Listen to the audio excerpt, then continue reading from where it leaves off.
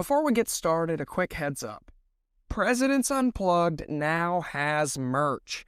If you want to support the show and represent the podcast in your daily life, you can at presidentsunpluggedmerch.com. That is presidentsunpluggedmerch.com. Now, let's get into today's episode.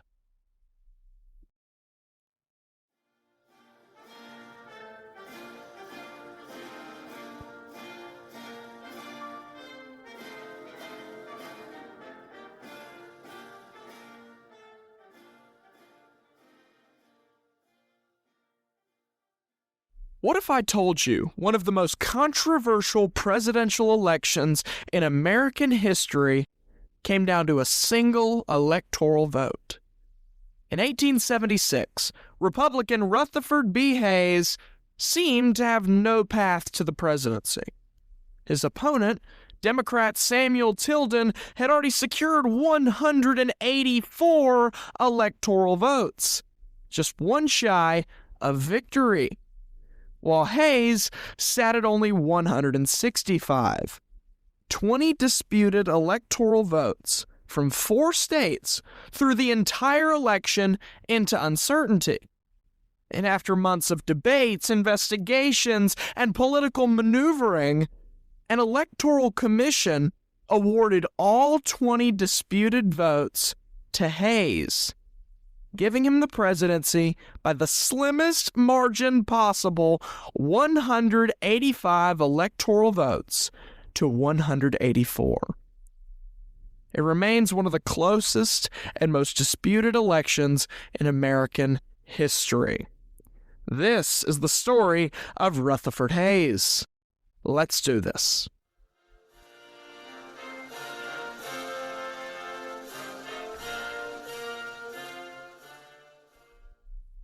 Rutherford Burchard Hayes was born on October 4th, 1822 in Delaware.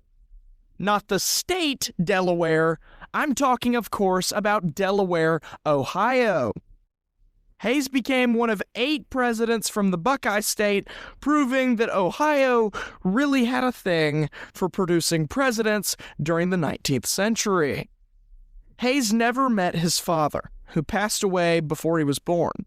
Instead, he was raised by his mother, along with some help from his uncle, who became pretty much a father figure in Hayes' life and encouraged him to pursue an education. From an early age, Hayes developed a reputation as a hardworking, disciplined student who genuinely enjoyed to learn. That dedication eventually led him to Kenyon College, where he graduated near the top of his class. But apparently, that wasn't enough for Rutherford, because afterwards he decided to attend Harvard Law School. Because why not? After graduating from Harvard in 1845, Hayes returned to Ohio and built a successful law practice in Cincinnati. He became known as an honest attorney who earned the respect of both his clients and his fellow lawyers, and he even defended escaped slaves in several court cases, showing his opposition to the expansion of slavery even before the Civil War. But when the war eventually broke out in 1861, Hayes didn't just watch from the sidelines. He volunteered for the Union Army.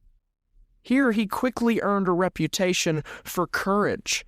Throughout the war, he was wounded multiple times, but repeatedly returned to service, often leading his men from the front. And by the end of the conflict, he had earned the honorary rank of Brevet Major General. The brevet promotion in his title recognized exceptional leadership and service. But more importantly than a title, Hayes left the war with something that couldn't be pinned onto his uniform: the trust of the people. His military service made him a respected public figure and almost a hero in America. And before long, he was elected to the United States House of Representatives. Hayes didn't become famous for dramatic speeches or fiery debates. Instead, he quietly built a reputation for honesty, for moderation, and putting his principles ahead of politics. That reputation only grew stronger when Ohio elected him as their governor. Not once, not twice, not 4 times, but 3 separate times.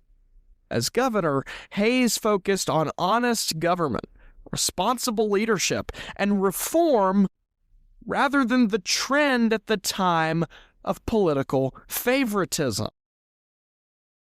His calm and trustworthy style made him an attractive choice for Republicans looking for their next presidential candidate, especially because the current Republican candidate in the 1870s, Ulysses Grant, had a cabinet that was doing some shady things. And this all brings us right back to the election of 1876. As you can probably tell from my extensive description in the preview of this episode, there's a whole lot more in the story of the election of 1876 than we have time to cover today. And if you want to know the full breakdown of one of America's wildest elections, go check out the Season 2 episode, A Single Vote, The Election of 1876. For today, all you really need to know is that after months of uncertainty and 20 disputed electoral votes, for today, all that you really need to know is that after months of uncertainty and 20 disputed electoral votes, Rutherford Hayes became the 19th president of the United States by 1 single electoral vote. His presidency immediately after an already disputed election faced one enormous challenge. Because the election took months to resolve, Hayes didn't really have time to think. Normally, you're elected as president, and you have a certain period of time before you're inaugurated. Now we know that date as January 20th. But back in the day, these guys could fight for a lot longer. Because before the 20th Amendment, they had all the way until March 4th, 1877. At that time, Republican and Democratic leaders reached what became known as the Compromise of 1877. As part of that agreement, federal troops were withdrawn from the remaining occupied southern states, effectively bringing what we call Reconstruction to an end. Reconstruction had been an effort to rebuild the South after the destruction of the Civil War, while protecting the rights of formerly enslaved people through the enforcement of the 13th, 14th, and 15th Amendments. Without a continued military presence in the South, many southern states quickly passed discriminatory laws, restricting voting rights and laying the foundation for decades of segregation and Jim Crow laws. Because Hayes was president when it happened, his name has forever been tied to one of the most consequential turning points in American history, and not a good one.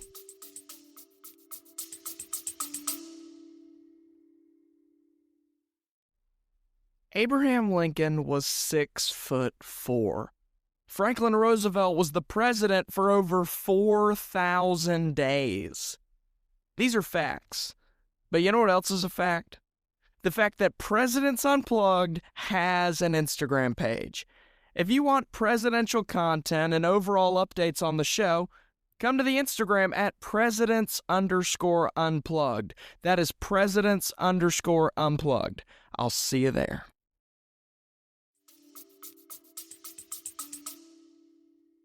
Hayes actually spent much of his time in office trying to clean up corruption within the federal government.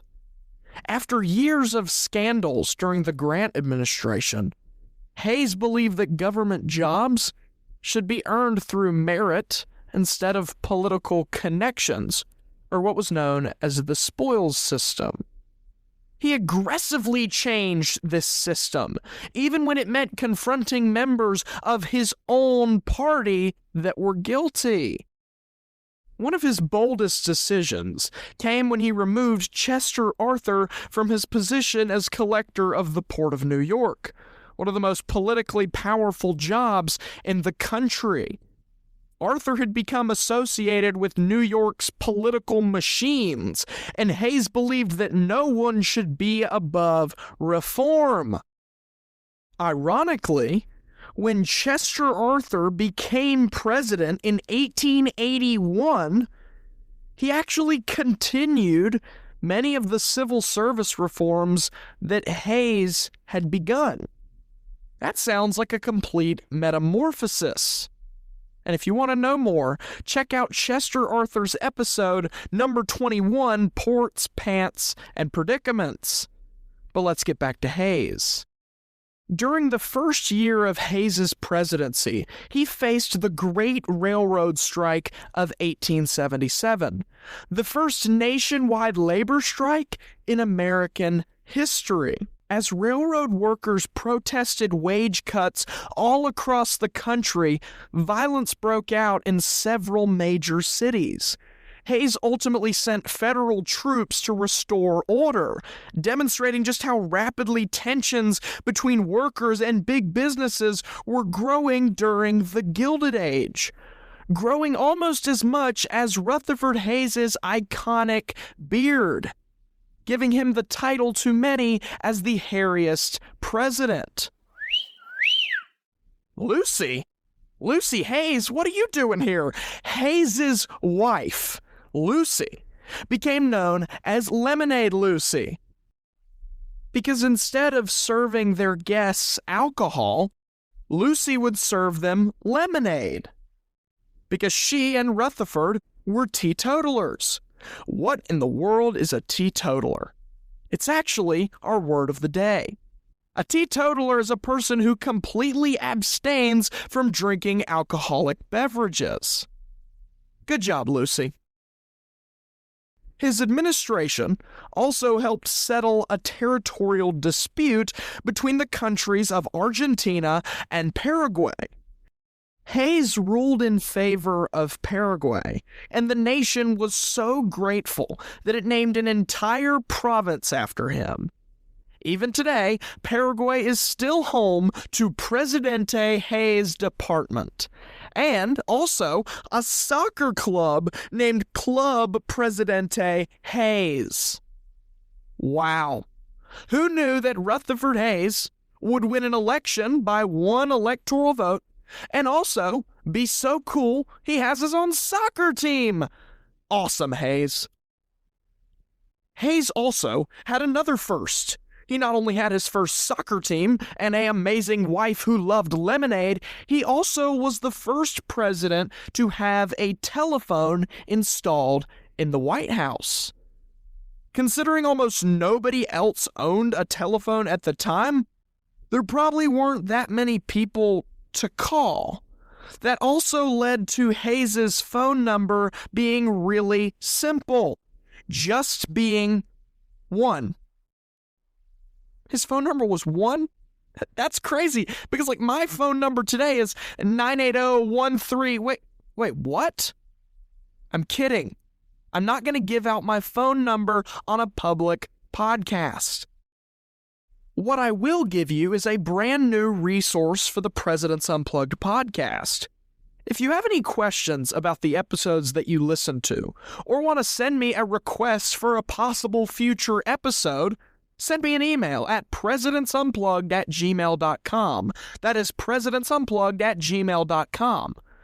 Give me all the questions and all the requests you have, because even after we finish these presidents very soon, I still have so many more episodes to send your way, and I want to hear your input. But now, after the 5th ad, it feels like, on this episode, let's talk about another thing that Hayes had.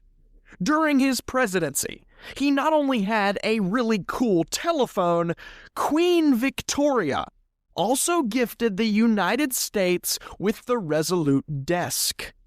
We call it the Resolute Desk today, and realistically, I thought resolute just meant really important. But here's why it's called the Resolute Desk. Because it's actually built from the wood of the British exploration ship, the HMS Resolute. That very desk still sits in the Oval Office today, and has now been used by generations and generations of presidents. Rutherford Hayes, after having all of these firsts, after seeing Reconstruction end under his term, and after keeping honesty in the White House, he promised from the very beginning that he would only serve one term, and he kept that promise, retiring after 4 years in office. Hayes's presidency wasn't filled with soaring speeches or unforgettable political moments. Instead, he focused on restoring integrity to the presidency. He reduced corruption, and he left government a little bit cleaner than he found it. His legacy will always be connected to the disputed election of 1876, and remember, you can still learn more with the episode A Single Vote, the Election of 1876. Okay, it's called Presidents Unplugged. I won't plug anything else. But there's so many lessons worth remembering during Hayes's presidency. The major one being that leadership doesn't always belong to the loudest person in the room. Sometimes it belongs to the individual who quietly earns the trust of those around him. And honestly, consistency, principle, and honesty can do more than a loud voice has ever achieved. And Rutherford B. Hayes may never be remembered as America's most famous president, even though he is the most hairy. Calm down, Lucy.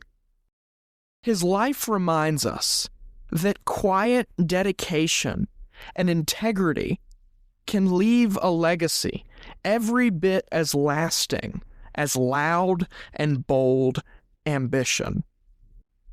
A lesson in leadership that is just as true almost 150 years later. And that is why Rutherford Hayes is so important. Tune in next Friday as we talk about Andrew Johnson. Wait, where did Andrew Johnson go? Oh, never mind. He's at the bottom of every single presidential ranking list. How in the world was Andrew Johnson, Abraham Lincoln's second vice president? He has to be good, right? Well, then how in the world did our 17th president, Andrew Johnson, not only become the first ever president impeached, but one of the worst presidents in American history? Learn about that and much more next week on Presidents Unplugged. I'm Ty Svensson, and I'll see you soon. God bless.